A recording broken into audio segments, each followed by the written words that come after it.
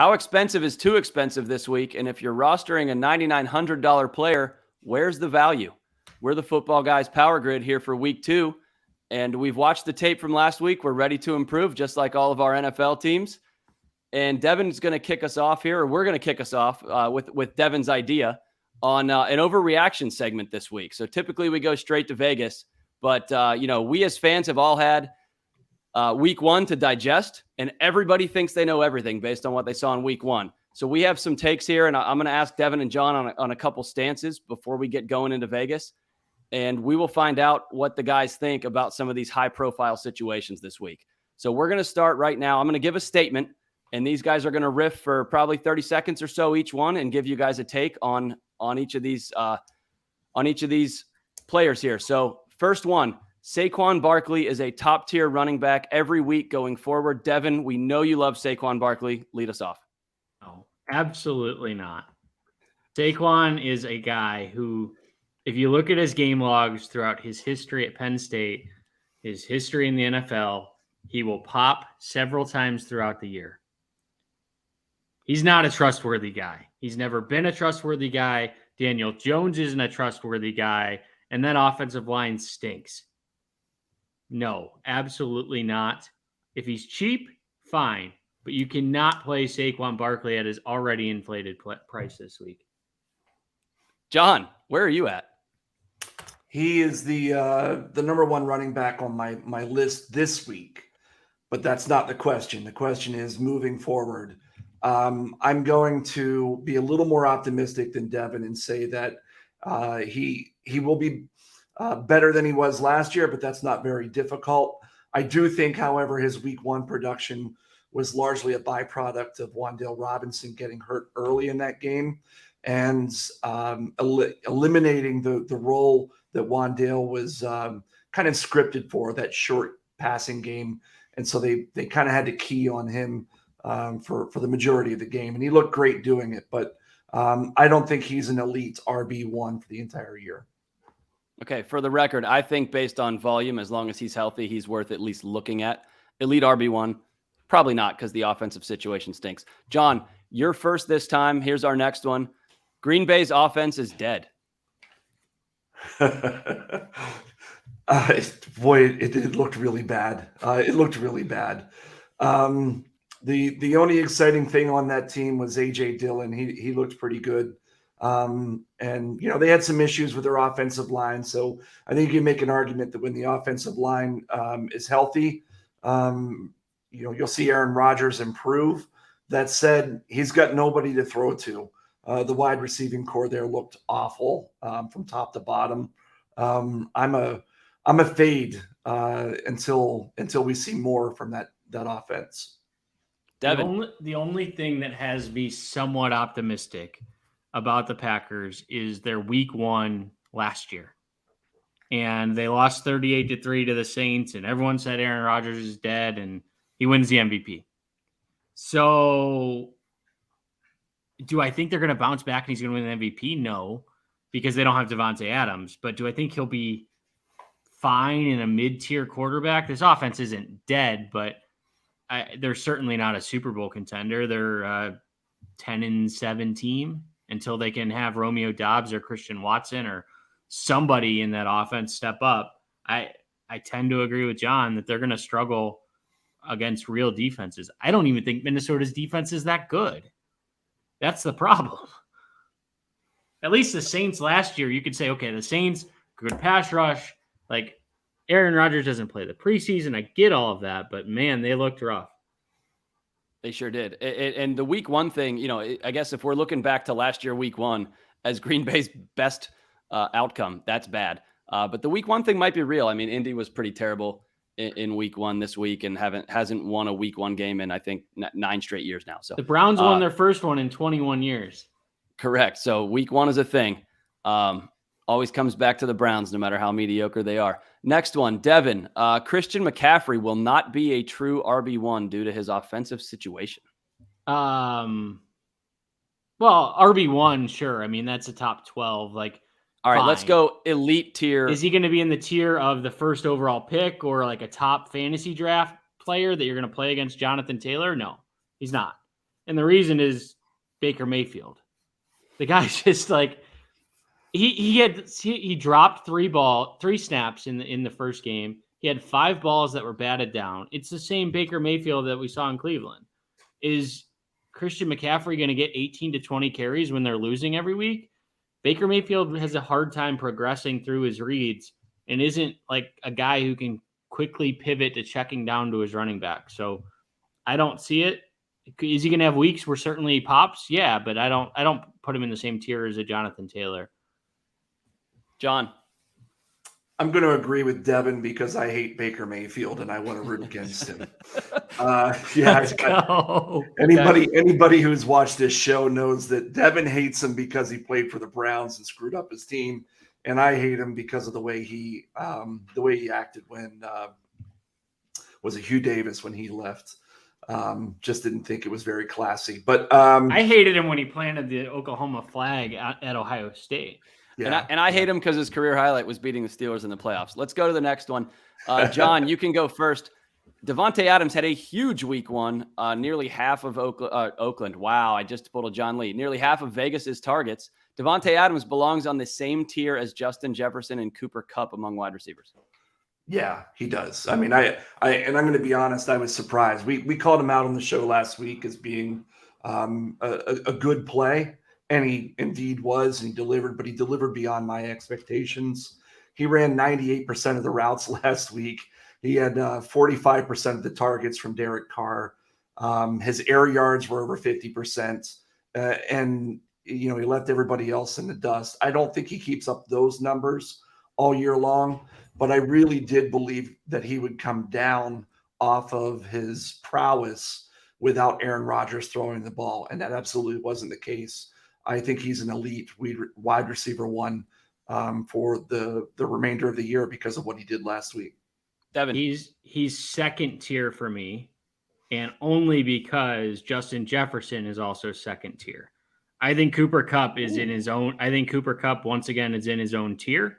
I think we saw that last week where the Rams have no other player that is worth anything on offense.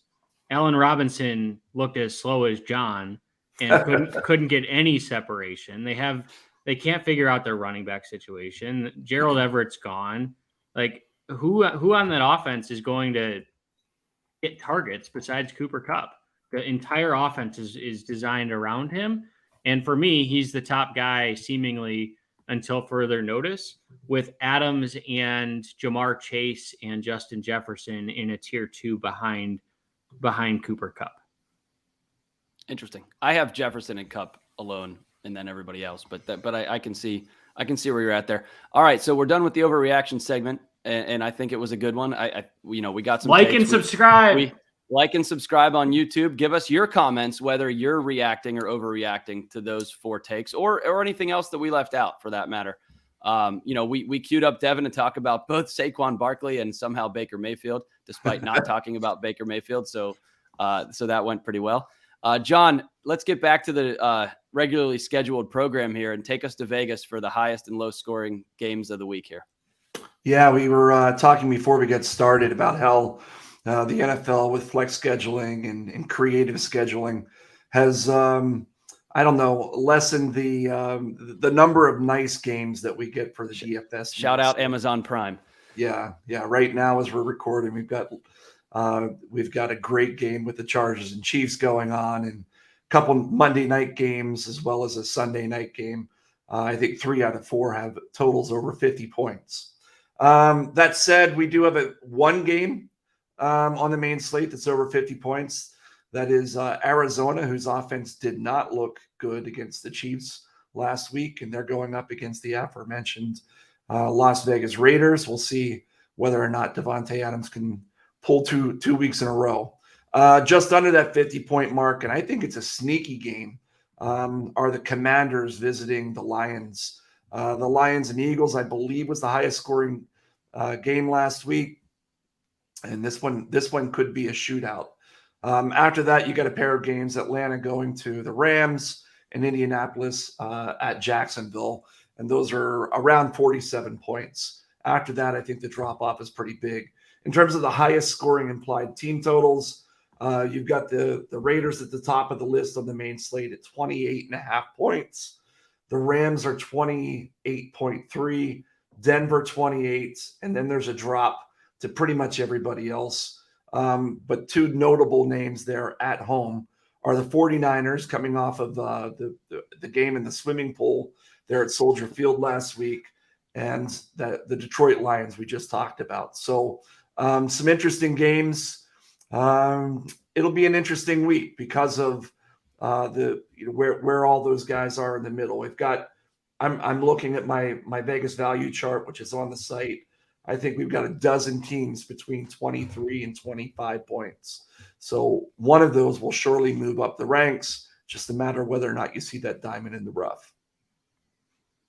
Yeah, it's a good point. We definitely have some intriguing games this week, and Detroit especially. We gosh, it's been how many years since we've done this show, and I don't think we've ever talked about Detroit as one of the highest scoring projected teams on any given slate. So that's an interesting thing. All the Hard Knocks buzz. We'll talk a little bit in the running back section. DeAndre Swift, one of Detroit's most high-profile players, maybe has an ankle injury or does, but we'll see how bad it is.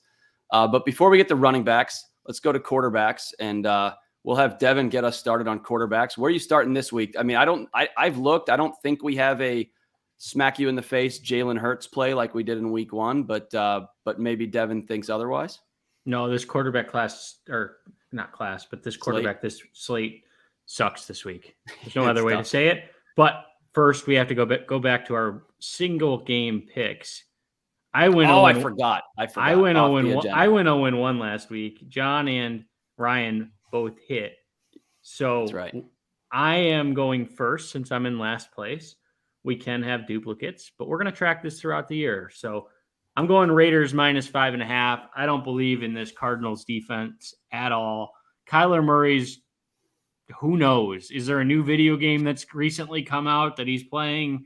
Does he even care about football? Like putting mandatory study time into a contract, and I know it was taken out, but somebody leaked that.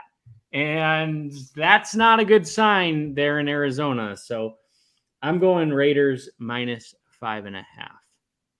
Ryan. Yeah, and apologies for forgetting, especially since you were the one that lost. Thank you for bringing that up. Very, very nice of you. I called out the plucky Houston Texans last week, and the guys looked at me funny for using that word, but they looked pretty plucky in their tie, which covered the spread. This week, I am going with the Baltimore Ravens at home -3.5 over the Dolphins. I just think the coaching matchup there is a significant mismatch. Mike McDaniel, obviously his team looked great in his debut. I'm not sure the Patriots are any good. So, Mike McDaniel won a home game. Baltimore started off sluggish on the road. They're back home in their debut there for the season. I think they're gonna cover that spread and cover that 3.5 and handle the Dolphins. John? Well, we're all going. We're all going with home favorites this week, which may or may not be a good thing. I'm going with one I'm going with it for the wrong reason, I guess. I'm going to take the San Francisco 49ers at home. I'm giving 8.5 points to the Seattle Seahawks. When I first saw this line, I thought it was free money on the other side. If you think about what we saw last week from the Niners, which was basically nothing. You had Seattle, who surprised what we think is an upstart Denver Broncos team on Monday Night Football. Elijah Mitchell gets hurt. A lot of reasons to think that line would be closer to 4, but yet Vegas opened it up at 9.5. And I think there's going to be a lot of action on Seattle. And typically when you see the crowds on one side, you go to the other. So that's why I'm going with San Francisco this week. That's a good call. And I noticed looking at the lines, there were a lot of home dogs last week, and a big deal was made of that. And a lot of them covered, and the underdogs did very well last week. So, the general public kind of swims right where things went last week. But if you want to look forward, maybe this is the rare NFL week to take more favorites. So we're all on favorites. Let's see how that works out. We'll talk about it next week. It's now on our agenda, so I won't forget about it. Now we'll go to quarterbacks and Devin Knotts. Yeah, once again, this quarterback slate sucks. I mean, you're entertaining Daniel Jones and Mitchell Trubisky, or what's going on? Well, I already talked about my non-starter with Kyler Murray, and I'm not going in that direction. Lamar Jackson, I can't do at the top because I think Miami's defense is for real. They have one of the best secondaries in football. Russell Wilson, does anyone have confidence in him? So if I'm looking at quarterbacks this week in cash, if I can afford him, I'm going with Derek Carr at 6,200. I want to go against this Arizona defense.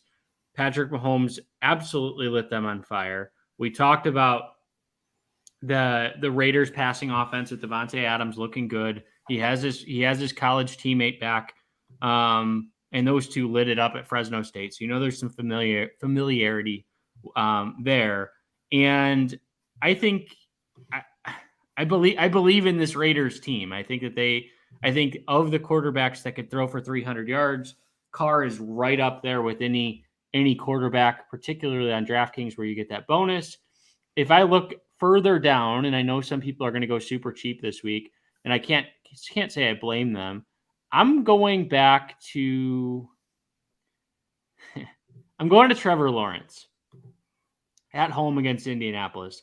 I think they're going to be behind. I think that this game, Indianapolis has something to prove, but giving up 20 points to Houston, not necessarily a great sign. And Indianapolis secondary, it's okay. It's certainly not great, but if I look at who they have in the backfield or in the secondary, they have Stephon Gilmore, but he's 38 years old. And then they have Isaiah Rodgers, who hasn't really proved himself. So, 6th round selection in 2020. So if I think about the Colts, I think the way to beat them is through the air. And for some reason, I just can't give up on Trevor Lawrence. You certainly cannot quit Trevor Lawrence. John, who can't you quit at least this week? I'm going to agree with Devin on his cash game selection. Derek Carr is the only name on my list this week. Typically, I write two, but I think he's such a strong play for cash games. If you just think about what they have in terms of offense, we've already talked about Davante Adams, but Hunter Renfrow is there, and this guy does nothing but run great routes. And then you've got Darren Waller. These guys are legit, and 6,200 against the team that gave up 5 passing touchdowns to Kansas City last week. To me, that's just set it and forget it. In terms of GPPs, I do like Russell Wilson against Houston. He's 7,200. I think that folks are going to get away from him coming off of a loss. That said, that Seattle team was pretty fired up to beat him. He still threw for 340 yards and a touchdown. So I'm just fine going after him against Houston with the third highest implied team total on the board. After that, I think I think this could come back to haunt me because I don't think I've ever talked about this guy on the show, but Carson Wentz has some explosive players on his team this year. And we saw last week that he can put up some numbers. He's 5,800, and he's going up against that Detroit team that allowed Jalen Hurts to go off last week. So as a GPP flyer, I do like Carson Wentz at 5,800 this week. So I want to talk about a couple things right there, which were, kind of key phrases and key takeaways. So Devin said on a $6,200 player, Derek Carr, which is not very expensive, he said, if you can afford it. So I think please pay attention to the rest of the positions here because this is a tough week. Last week was seemingly pretty easy with some values. Now we're on if you can afford it, $6,200 quarterbacks. And then Devin said that Russ Wilson was terrible and ugly, and that was the first guy John mentioned. So that's how GPPs work, everybody, right? We're talking about a guy who flopped on primetime last week and Carson Wentz. Russell Wilson also on my hate list for a number of different reasons. Yeah, most notably really hurting me in a live final about 4 or 5 years ago. Hey, hashtag never forget. Hashtag grudges never die. No, that's right. But John mentioned Carson Wentz and I, 5,800. And I went, boy, I'd rather play Marcus Mariota at 5,600. And you know what? Maybe everyone else would too. And that's what makes Carson Wentz a good GPP play. So in summary, we're Derek Carr in cash. He's going to be popular. I wouldn't overlook Matthew Stafford in cash either, especially as a potential 300-yard guy. The Rams, there's a bounce back narrative there after the embarrassment that was last Thursday night. I do like Carr. I think he's a couple $100 cheaper. But don't forget about Stafford as well. Let's move to running backs then. I think we've summarized quarterbacks pretty well. I'm going to get into some injury news. There's a little bit at running back. So I mentioned earlier, I teased it. DeAndre Swift did not practice. Yes. Wednesday and Thursday. The Lions also promoted Justin Jackson from the practice squad, which is telling. Swift says not a big deal. He did it he injured his ankle in the first half last week. He finished the game, had a monster game, obviously, but no practice Wednesday, Thursday. Ankles tend to swell up after, that you rip that tape off. And elevating Justin Jackson is no small deal. So are we looking then? We're not looking at Jackson, I don't think, but is Jamal Williams in play? We also have Alvin Kamara with ribs, limited practice Wednesday, did not practice Thursday. Mark Ingram also limited practice Thursday. The Saints added Oviedo, Florida native, and University of Central Florida alumni Latavius Murray to their practice squad just yesterday. So keep an eye on that. If he's elevated, not to play him, but if he's elevated, that tells us what we need to know about Kamara. Najee Harris or Ingram. It tells us one of them will miss. Yes. So Najee Harris limited Wednesday, but full practice Thursday, says he'll play despite a second injury to the same foot in a matter of 6 weeks. J.K. Dobbins full practice both days here so far this week, so he should be back. Leonard Fournette limited Wednesday and Thursday. We saw him kind of hobble off after a high workload Sunday night with a hamstring. We know Eli Mitchell for San Fran is out 2 months. Do you guys have any Jeff Wilson interest, or is it just more Deebo Samuel? Damian Williams for Atlanta didn't practice either of these 2 days. Are we going back to Cordarrelle Patterson? Yes. And then Ty Montgomery for the Patriots was put on IR. So any of those guys interest you against Pittsburgh, especially you, Devin, after saying that Pittsburgh's run defense was susceptible last week. Probably not in a slow-paced game, but that's the news. John, kick us off. Yeah. I'm thinking about some of the questions you posed along the way. Of the notable injuries, I think the one that's worth talking about in more detail is San Francisco. Again, my pick to beat the spread. They're 8.5-point favorites against Seattle. Typically, taking large home favorites is a good way to go after your running backs, because presumably they'll be running late in the game. And so who will it be? Will it be Deebo Samuel or Jeff Wilson or somebody else for that matter? San Francisco has mixed it up over the years under Shanahan. In this case, I do think you're going to see more Jeff Wilson this week than Deebo. Deebo's gone on record saying that he's not a big fan of the way that they use him, or at least doesn't want to be used as a running back, probably for career longevity purposes. Last week, he played 58% of the snaps. I think what we'll end up seeing is he's going to tick up this week. Deebo will still get the ball, but I still think Jeff Wilson is the guy there. Now the question is he somebody that you want to play in DFS? And I have to admit, he's not on my list. I've got him somewhere middle of the road. The guys that are at the top of my list this week, Devin is dying. Just stop, Devin. You're distracting me. We spent 3 minutes talking about Jeff Wilson, and then you say don't play. All right. I'm going to go with a quick no would have sufficed. It's a no for me, dog. All right. So the yes for me: Saquon, Joe Mixon, Josh Jacobs. That makes up the time. Josh Jacobs stinks. Devin, who don't you like, and then who do you like? Well, as I say, Josh Jacobs stinks. I'm gonna take a kick returner who's playing running back, and that's Cordarrelle Patterson. 22 carries last week. Damian Williams is out. We saw last year that Patterson, when he's the guy, is getting 15 plus carries, and they're really using him as a running back. So at $6,000, I don't think his price is nearly high enough. I think he should be probably $1,000 more expensive. So he's a guy that I really like. I'm trying to figure out the Rams situation, and I know there's a lot of love for Darrell Henderson this week. I'm not sure that I want to really touch this for the next couple of weeks based on Cam Akers not really playing. Why? He's Why? so cheap. Because he's cheap, and he got most of the carries last week, and Cam Akers had 0 fantasy points. No, you said you don't want to touch it? Why wouldn't you touch Henderson, though? I think it could flip-flop. I don't know that it's fully solved. I mean, he played 82% of the snaps last week. Yeah. The only person the only running back who got more was Saquon. Fine. I like it. I don't like it in GPPs, though.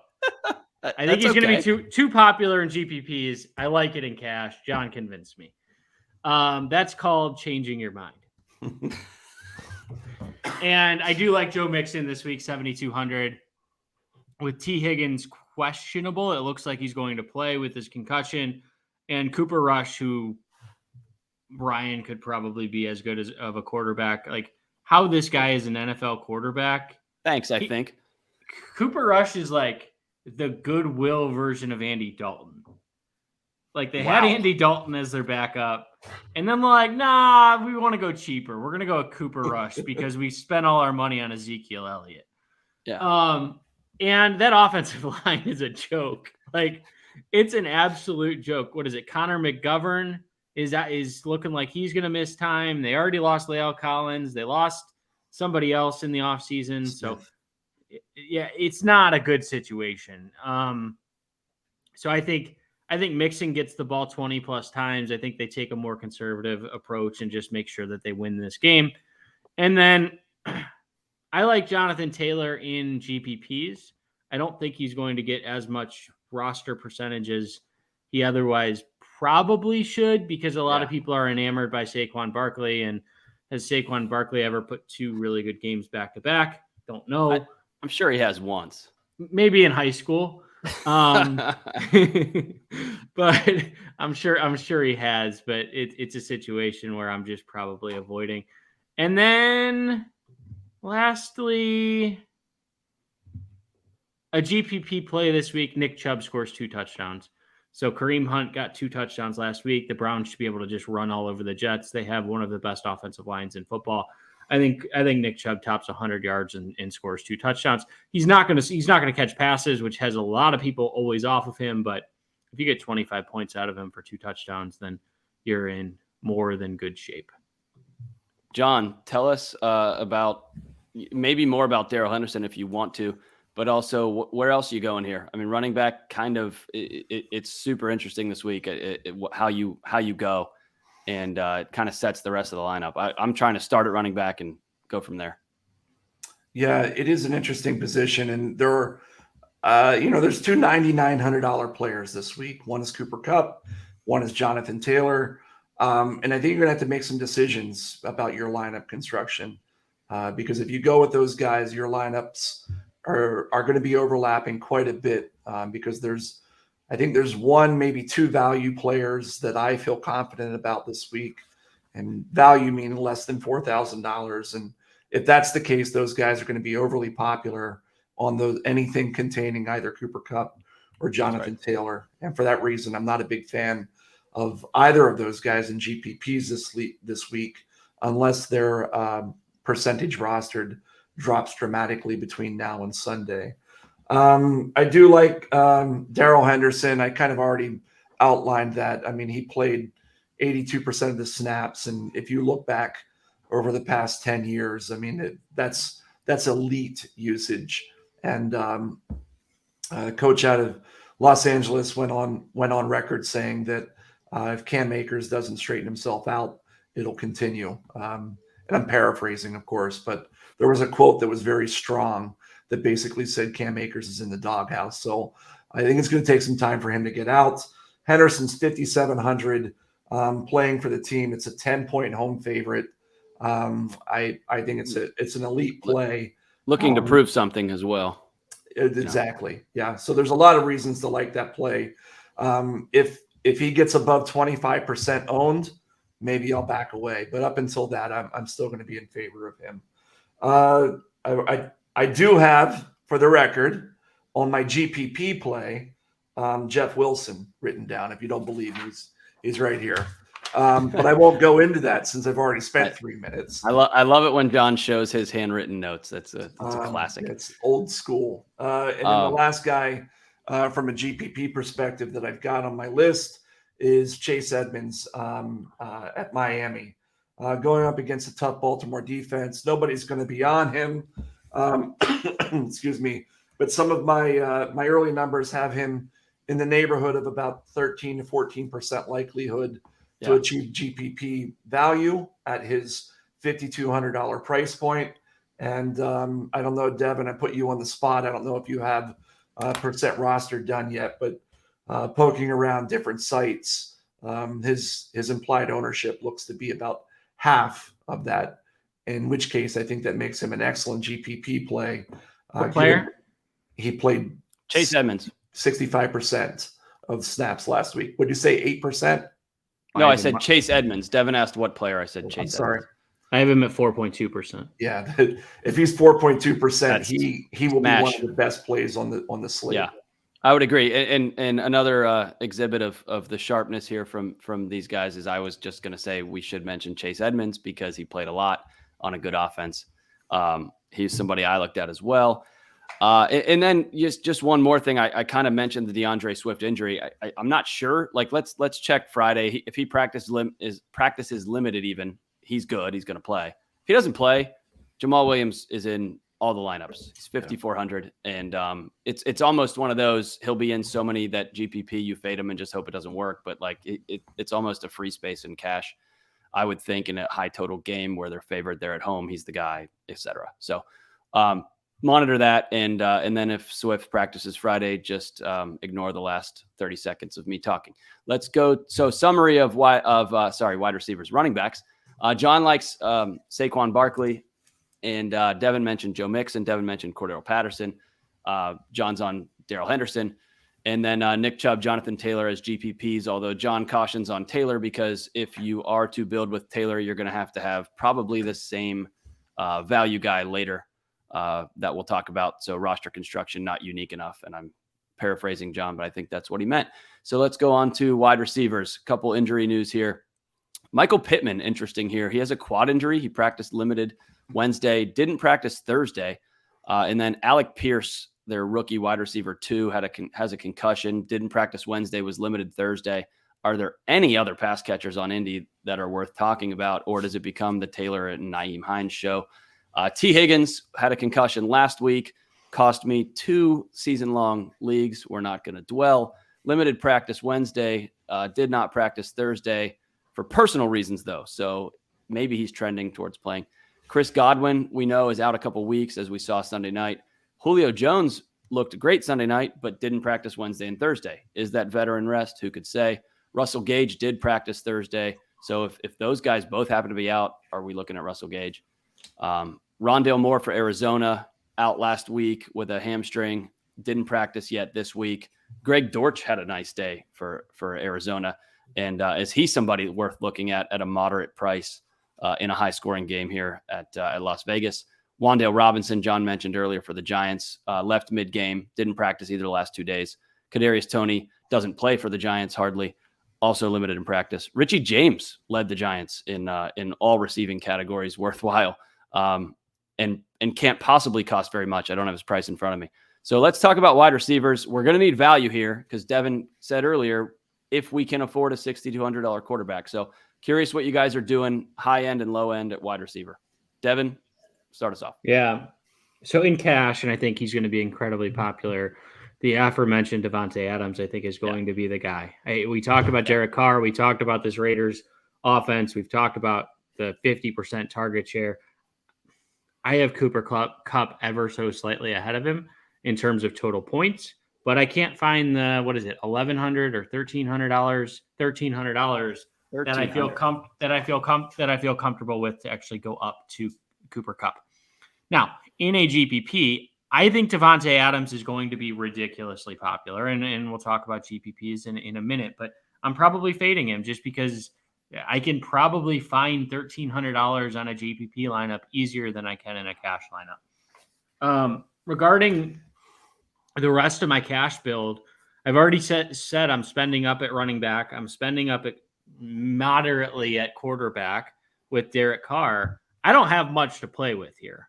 No. And it's going to be guys that I basically can have one mid-tier or two low-end tiers. And then, so I'm looking at some guys that are lower-end guys that have high targets from last week. There's 3 names on my list. The first is Curtis Samuel. Curtis Samuel, John talked about liking Carson Wentz. Curtis Samuel had 11 targets last week. And at 4,600, if you can get, let's just say he gets 8 and catches 6 passes at $4,600, I'll take that all day, every day. How about this one? Who gets more carries as a wide receiver, Deebo Samuel or Curtis Samuel? Because they both are very similar players, which also adds to the Curtis Samuel intrigue. He's going to touch the ball in many ways. Yeah, they try to gadget him in the red zone. At least they did last year. He's an interesting player. I think he's a good addition to that offense. Another guy that I'm looking at is Zay Jones at 4,300. He had 9 targets last week, and then Greg Dortch, who we mentioned at 3,500. He had some. I just had it up. What did he have last week? He 7 had catches for 63. Yeah, I think he led the way. 9 targets, and it's only if Rondale Moore is out. He will be. Okay. Should be. So those are the 3 guys that I'm looking at in cash, but there are some other guys that I do like in that mid range, but I don't know that I can get there. One name that I do want to throw out this week that I like quite a bit is Christian Kirk. I think he had a nice week last week, but he's probably more of a GPP play. I think there's more risk there, and you probably don't need to go there at 5,700.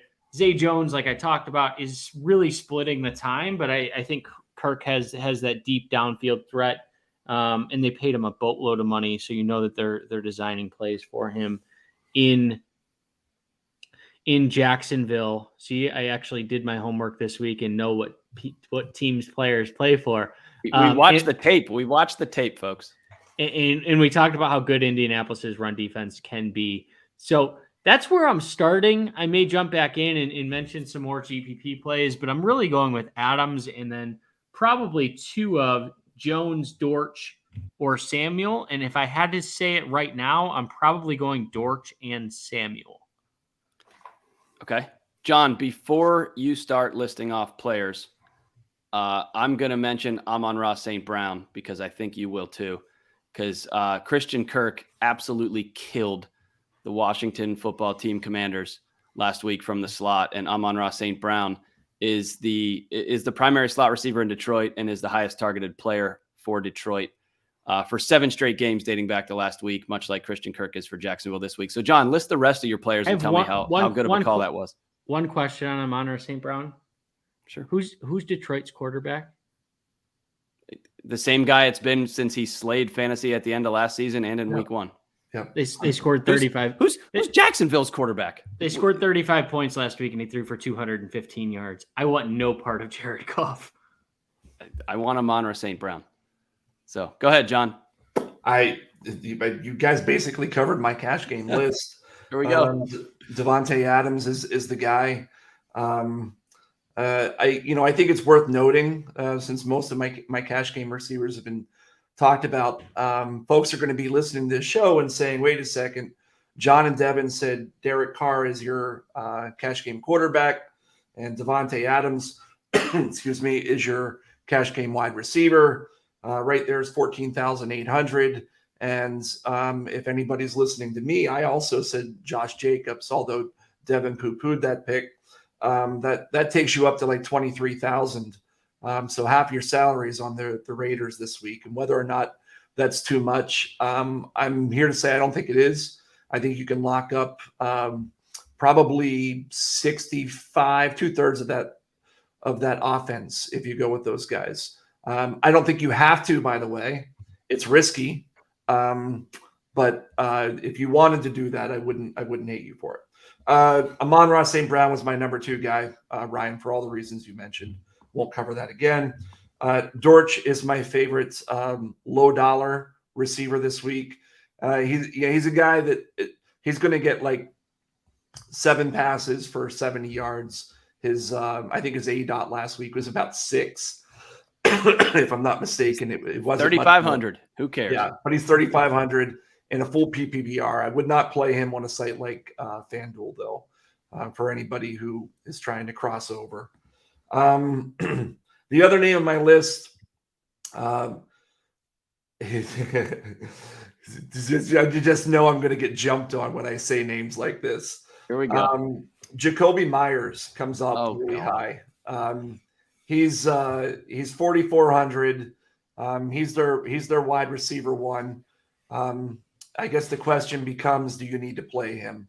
And I would rather play him in GPPs than cash games, but I feel obliged to throw out a 4th receiver since we were kind of overall on the same guys. Isn't he the wide receiver that hasn't scored a touchdown in like 7 years? Oh no, he scored last year. Scored one time last year. So he's won in like 4 years. Devin, I think you're thinking of Kenny Galladay. That's true too. I'd rather play Devin's boy Donovan Peoples-Jones at 4,400. No. I'd rather play Zay Jones at 4,300. Well, I did mention Zay Jones, but I know you did. Can I just say something about the Browns passing attack?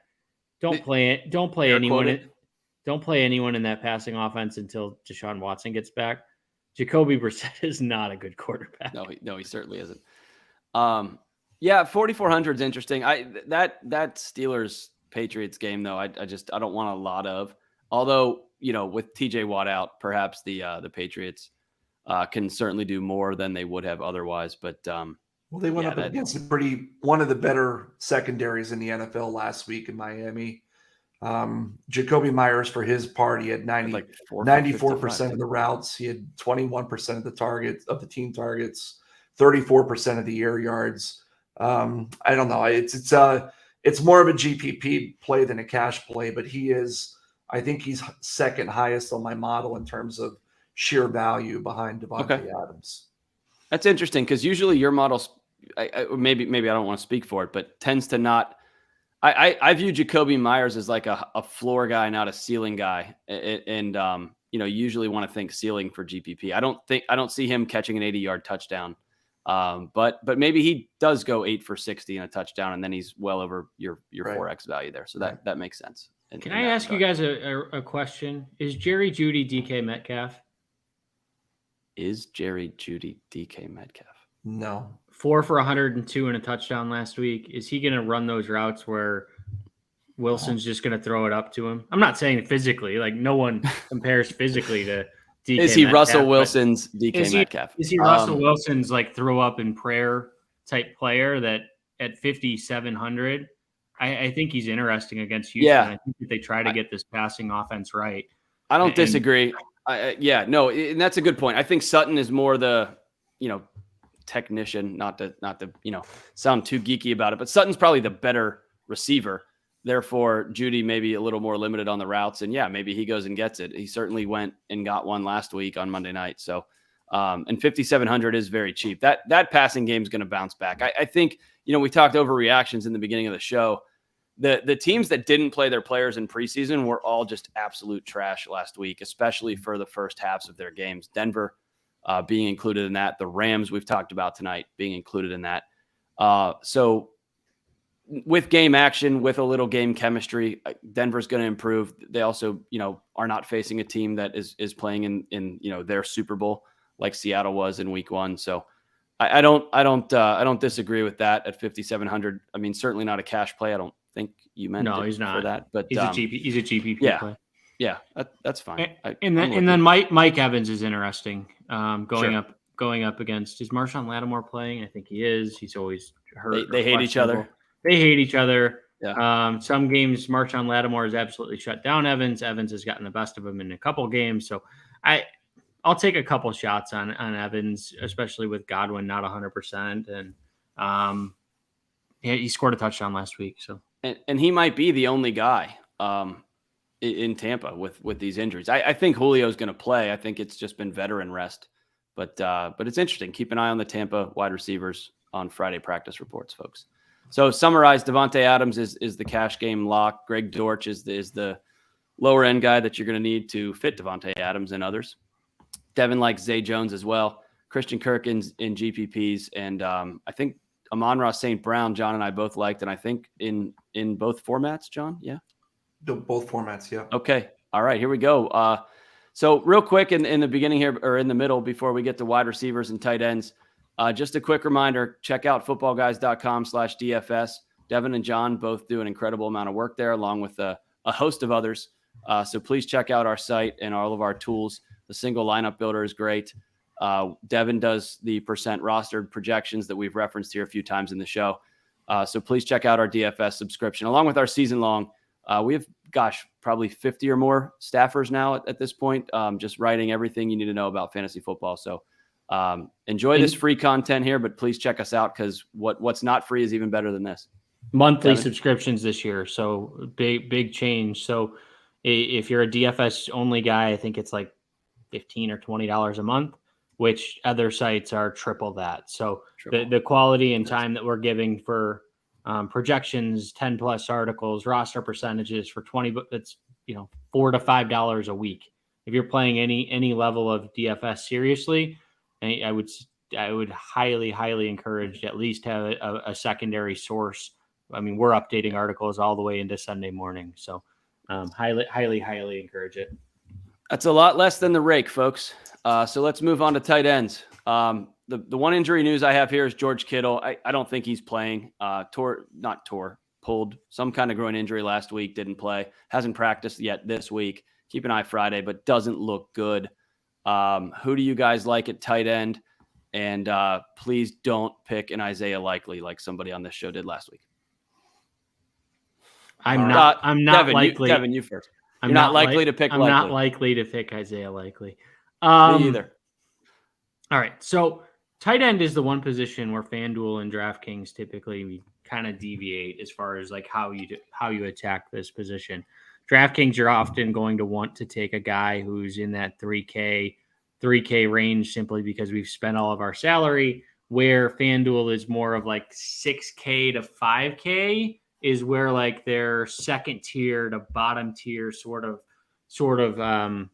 mix. So my answers here will be a little bit different based on the sites.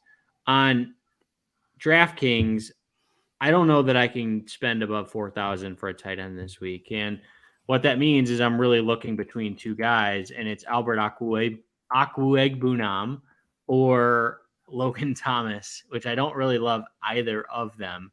But if I had to choose one of them, I'm taking Albert O, just because I do think that this Denver Broncos defense gets right. Albert O had 6 targets last week. And Logan Thomas seems like at this point the 4th or 5th option behind McLaurin, behind the aforementioned Curtis Samuel. I don't necessarily want Curtis Samuel and Logan Thomas on the same team. That's way too much Carson Wentz for my liking. But on DraftKings, or on FanDuel, apologies, I'm going with Zach Ertz at 5,200. It's just a misprice. Assuming he plays this week at $5,200, it's too cheap. You could also look at Kyle Pitts, but I wasn't really inspired by what Kyle Pitts did last week. I was highly disappointed. I'm still not 100% confident that he can get open as the number one receiver. I think he needs a Calvin Ridley or he needs a Drake London to really create separation and avoid those double teams. So I don't know that I'm that high on Kyle Pitts just yet. And I'll take the $700 savings for Zach Ertz. If you did want to spend up on a tight end, you could theoretically go with a Darren Waller. He's not all that prohibitively expensive on FanDuel, but I'm trying to play it cheap because I like so many of the mid to top running backs, and then I want Davante Adams and I want Derek Carr. Yeah, it's gonna be tough to do Waller there with all the Las Vegas exposure, especially if you're John and you're playing Josh Jacobs with Derek Carr. He stinks. And Davante Adams, he does stink. One thing I'll say about Albert O, just again, not to talk about my fantasy teams because no one cares. I had him on Monday. They started the game 5 straight snaps. He's not in. There's like 14 other tight ends that are in the game, and you're just freaking out. But he did get the most snaps. He did get the most usage. He was split out in the slot here and there. He was tackled at the 6-inch line, which was painful. But he is I think he's going to be part of that offense. To your point, Devin, and at the price this week, I do think he's probably the cash game play on DraftKings. You don't have to feel good about it, but when do we ever feel really good about our tight ends on DraftKings? John, your thoughts on Alberto and others, hopefully. All right. I'm going to come back to Josh Jacobs on the closing thoughts. Please do. I will. As far as tight ends go, I think Devin hit the cheapie. That's Alberto. Given how I pronounce names, I'm not even going to try. He plays for Denver. Mark Andrews is a guy I like in cash. He's 6,400. If you can get there, he did everything he's done over the past X number of years last week. He just had an off week, 5 catches for 55 yards in the off week. A guy I mentioned on the show last week, not because I was touting him, but because Ryan, when he talked about Isaiah Likely, said there isn't any other wide receiver. And I gave you Devin Duvernay. I know. And he scores 2 touchdowns. But I do think if you can get there, Mark Andrews is a good play as far as a cash game receiver.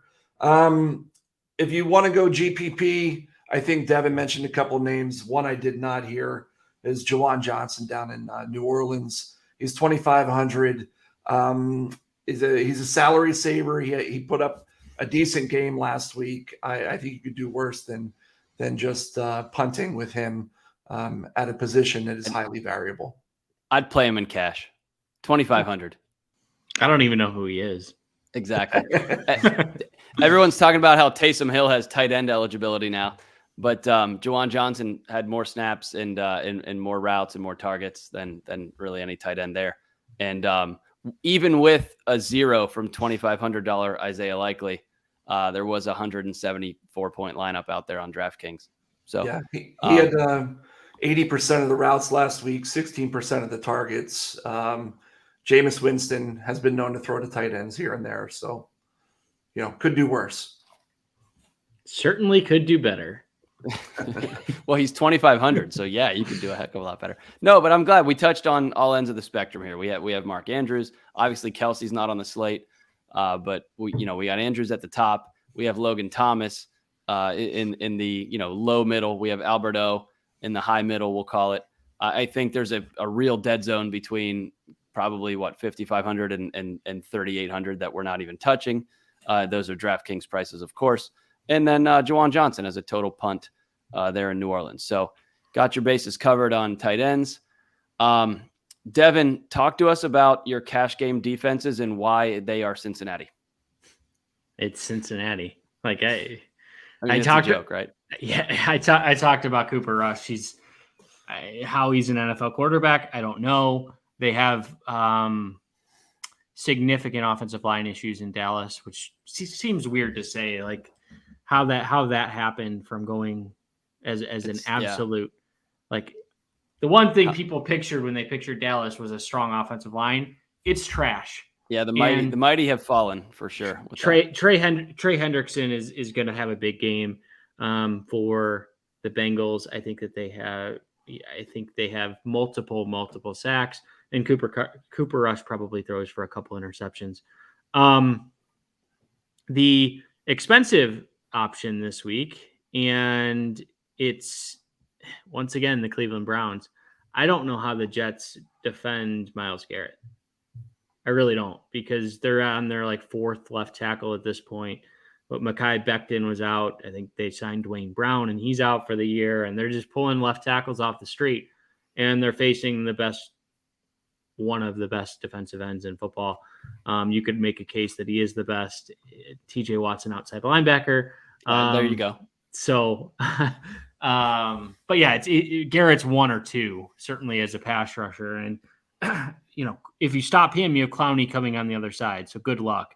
And I think the Browns win by defense this week. 3,700 is prohibitive, but Joe Flacco is not a great quarterback either.